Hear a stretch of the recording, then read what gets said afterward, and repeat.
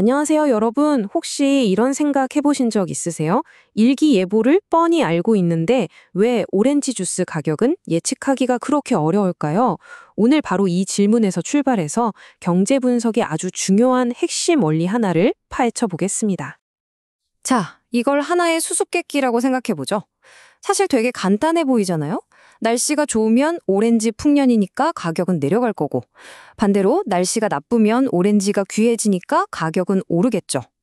근데 현실은 전혀 그렇게 단순하지가 않다는 거죠.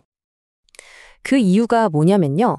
시장은 이미 공개된 정보, 그러니까 우리 모두가 아는 그 일기예보 같은 것에는 순식간에 반응을 해버리기 때문이에요.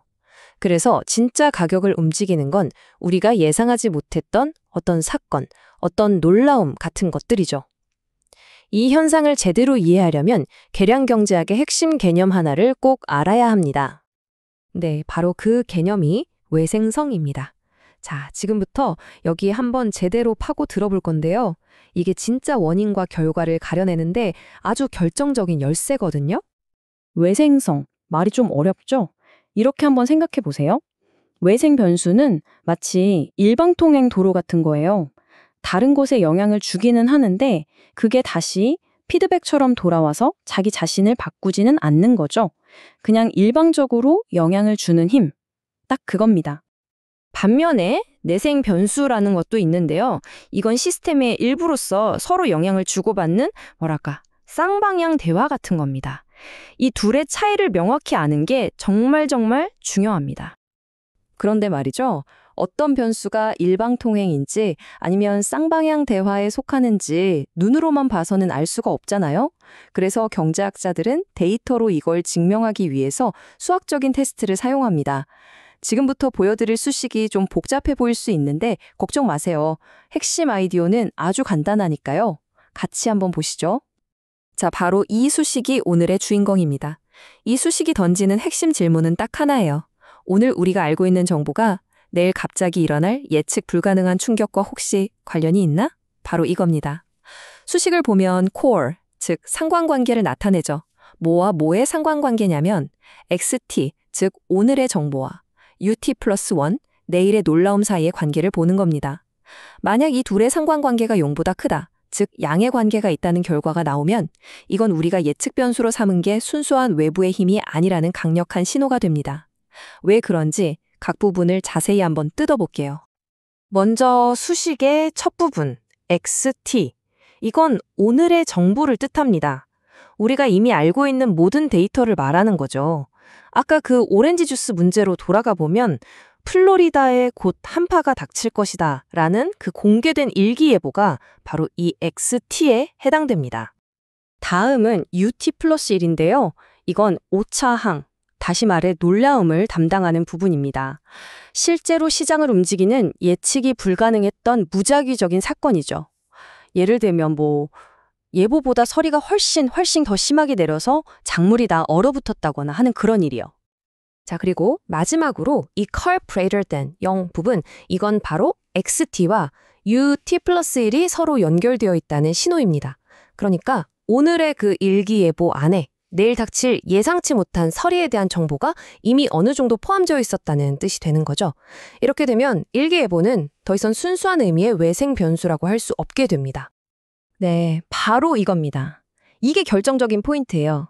만약에 공개된 예보 자체가 미래에 닥칠 놀라움의 가능성에 대한 힌트를 이미 품고 있다면 그건 더 이상 독립적인 외부 변수가 아닌 거죠. 왜냐하면 모두가 한파가 오겠구나 하고 알고 있기 때문에 그 정보는 이미 가격에 다 반영이 되어버렸기 때문입니다.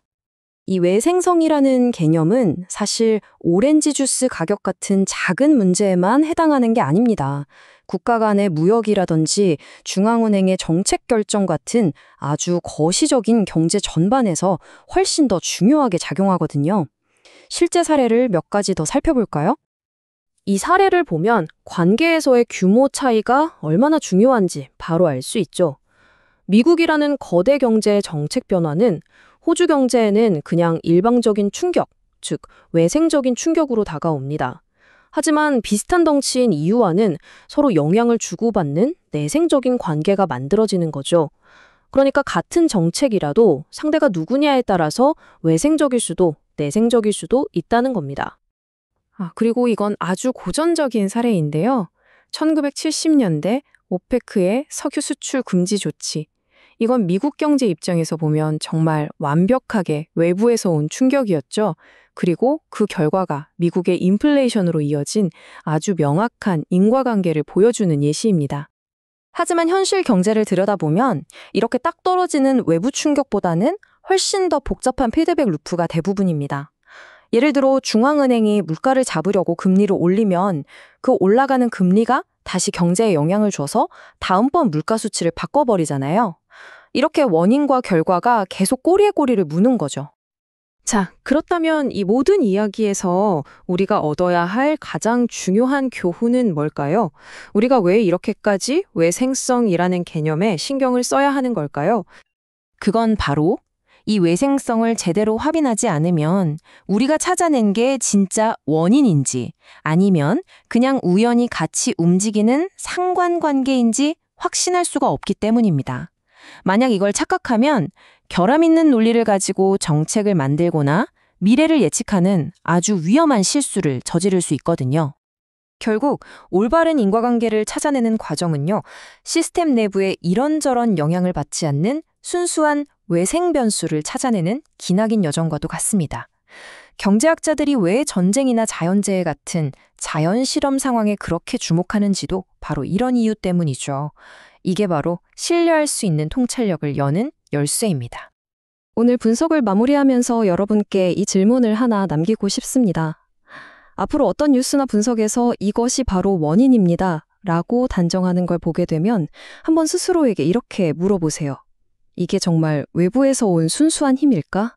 아니면 그냥 복잡한 피드백 루프의 한 부분일까? 이 질문 하나만으로도 세상을 보는 눈이 훨씬 더 깊어지실 겁니다.